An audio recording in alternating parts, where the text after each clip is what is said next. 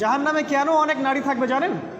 কারণ তারা শুধু নিজেরা অপরাধ করে না, হাজারো মুমিন মানুষের নূর তারা কেড়ে নেয়।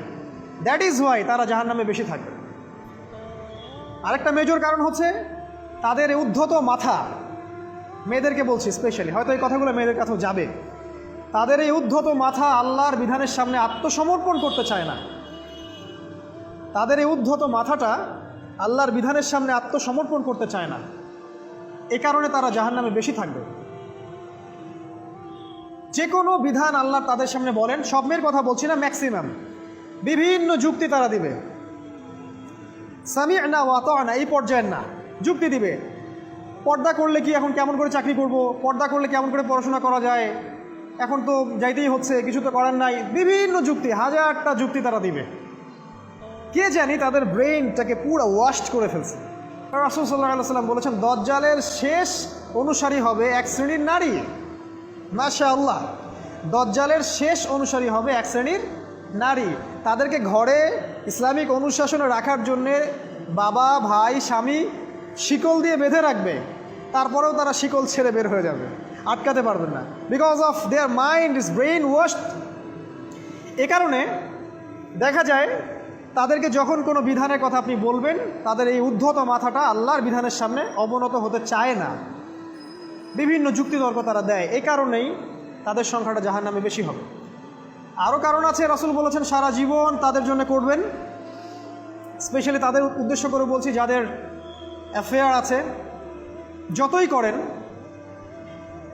যত কিছুই করেন না কেন, আপনি যদি তাকে ভোগবিলাস এবং পার্থিব সুখ শান্তি দিতে না পারেন, সে আপনাকে চিনবে না এক সময়। আপনি যদি আমাদের কথা বিশ্বাস না করেন, লিখে রাখতে পারেন। আর এমনিতে লিগ্যাল বৈবাহিক সম্পর্কেও সারা জীবন অনেক কিছু করবেন, হঠাৎ একদিন কোনো একটা কারণে ঝগড়া লেগে গেছে, তখন দেখবেন সে বলে বসবে, সারা জীবন তোমার কাছে কিছুই পেলাম। আমি নারীদেরকে ছোট করছি না, তাদের কিছু কিছু পয়েন্ট বলছি, এইসব কারণে তারা জাহান্নামে থাকবে। আমি একটু এই কথাটা না বললে জাস্টিস হবে না। রাসূল সাল্লাল্লাহু আলাইহি ওয়াসাল্লাম মেরাজে গিয়েছিলেন, আপনারা জানেন। তিনি মেরাজের রাতে অনেক অলৌকিক জিনিস দেখেছেন, নবীদের সাথে সাক্ষাৎ করেছেন, ইভেন আল্লাহর সাথে কথা বলেছেন, আল্লাহর নূর দেখেছেন। এই সময় সবাই তাকে হাসি মুখে সম্বর্ধনা জানিয়েছিল। যার সাথেই দেখা হয়েছে তার সাথেই তিনি হাসি মুখে অভ্যর্থনা তাকে জানিয়েছে, আসসালামু আলাইকা আইয়ুহান নবী, সবাই বলেছে হাসি মুখে। একজন মালাক, একজন ফেরেশতা তাকে দেখে হাসেননি, একজন। আপনারা কি জানেন? রাসূল সাল্লাল্লাহু আলাইহি ওয়াসাল্লাম অবাক হয়েছিলেন। তিনি বলেছিলেন যে, ইয়া জিবরিল, ওর চেহারাটা এত গম্ভীর কেন, সে আমাকে দেখে হাসছে না কেন, তার মুখে হাসি নাই কেন? জিবরিল আমিন বলেছেন যে তার নাম হচ্ছে মালাক, সরি তার নাম মালিক, তার নাম মালিক, সূরা যুখরুফের মধ্যে আছে, তার নাম মালিক।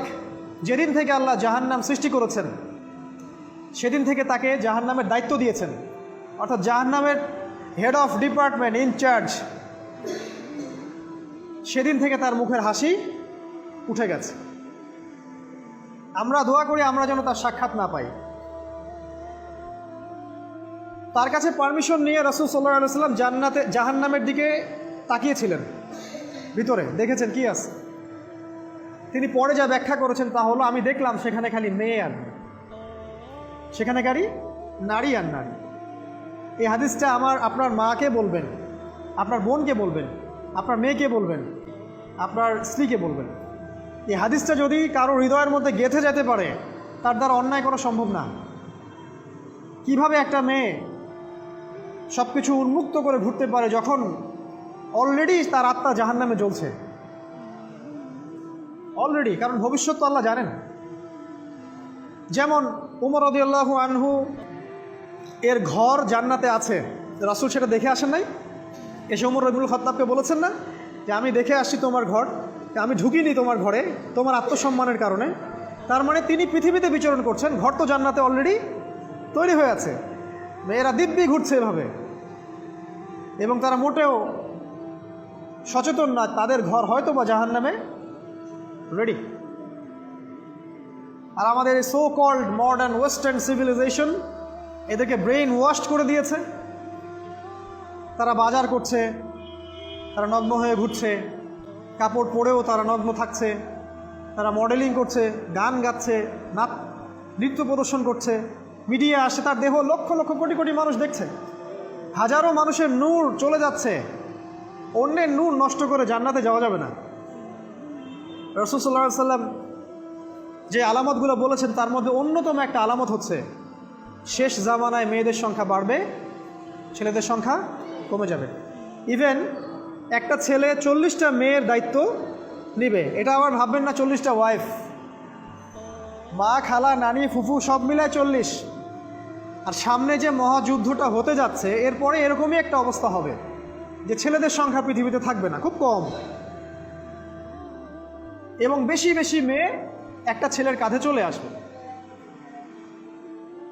এখন অবশ্য আমাদেরকে ওই যে পশ্চিমারা শিখিয়েছে একটা ছেলে একটা মেয়েকে বিয়ে করবে।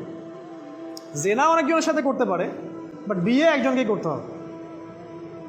এখনও যদি কোনো হুজুর বা কোনো ব্যক্তি, হুজুর না, কোনো আলেম, কোনো স্কলার বা যে কোনো ব্যক্তি দুটা বিয়ে করে, মানুষ মনে করে something is wrong, something is wrong with him. এই লোকের কোনো সমস্যা আছে মনে হয়, এর মানে চরিত্র ভালো না, এর মনে একটা দিয়ে আকাঙ্ক্ষা পূরণ হয় না, something is wrong with him, তাই না? এই চেতনাটা দজ্জাল শিখিয়েছে এদেরকে। একটা ছেলেকে তৈরি করা হয়েছে সে যেন অনেকগুলা মেয়েকে বিয়ে করার ক্ষমতা রাখে, এভাবেই তাকে তৈরি করা হয়েছে। নাহলে আল্লাহ কখনোই 4, 3, 2 বলতেন না। হ্যাঁ, যদি আমি সমতা করতে না পারি তাহলে কি একটা কথা বলি, এই সাবজেক্টটা আপনাদেরকে হয়তো কেউ পড়ায় না। একটা বিয়ে করেও একটা ছেলে মিলকেল ইয়ামিন রাখতে পারে। মিলকেল ইয়ামিন মানে হচ্ছে দক্ষিণ হস্তের মালিক।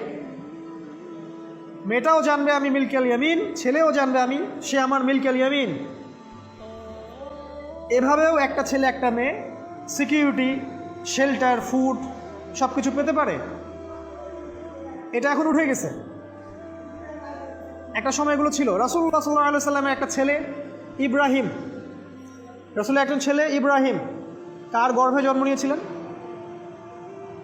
কার গর্ভে জন্ম নিয়েছিলেন? রাসূলের জীবনী পড়তে হবে A to Z কয়েকবার, কমপক্ষে আর রাহিকুল মাখতুম বইটা পড়তে হবে।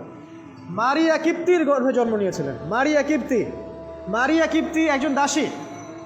এই দাসী মানে কাজের মেয়ে না, এটাকে বলা হয় মিলকেল ইয়ামিন, দক্ষিণ হস্ত। পারস্যের রাজা মিশরের রাজা দুজন দাসীকে রাসূল সাল্লাল্লাহু আলাইহি ওয়াসাল্লামের কাছে উপহার দিয়েছিলেন। তার একজনকে রাসূল সাল্লাল্লাহু আলাইহি ওয়াসাল্লাম নিজের করে নেন, বিয়ে করে নেন। তার গর্ভে জন্ম নিয়েছিল পুত্র ইব্রাহিম। এই সাবজেক্টটা আপনাদেরকে কে পড়াবে এখন? ইভেন এখন আলেম ওলামাও দুটো বিয়ে করতে ভয় পায়, মনে করে যে সমাজের মানুষ আমাকে কি বলে না বলে। সবচেয়ে বড় কথা হচ্ছে এই কাজ করার জন্য ব্যাকবোন শক্ত থাকা দরকার। ব্যাকবোন মানে মেরুদণ্ড, স্টিলের মতো, তাহলে এই কাজ করতে পারবেন। নারীর সংখ্যা যে বাড়বে, 40 গুণন 1 হবে, তখন এই 39টা মেয়ে কী করবে? এখনও সমাজের মধ্যে নারী পুরুষের অনুপাত 1:4, মানে প্রতি একজন ছেলের জন্য 4টা করে নারী ঘুরছে সমাজে। এটা তো স্ট্যাটিস্টিক, আপনি ইন্টারনেটে গেলেও দেখতে পারবেন।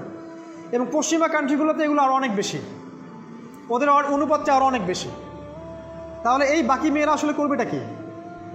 সবাই যদি একটা করে বিয়ে করে তাহলে বাকি মেয়েদের কি হবে? তারা কি পতিতালয়ের সম্পত্তি হবে? ওদের যৌন অধিকার নাই? ওরা শারীরিক, মানসিক, শেল্টার, ফুড, খাবার, পানীয় এগুলোর অধিকার রাখে না? এখানে নারীবাদীরা কি বলবে?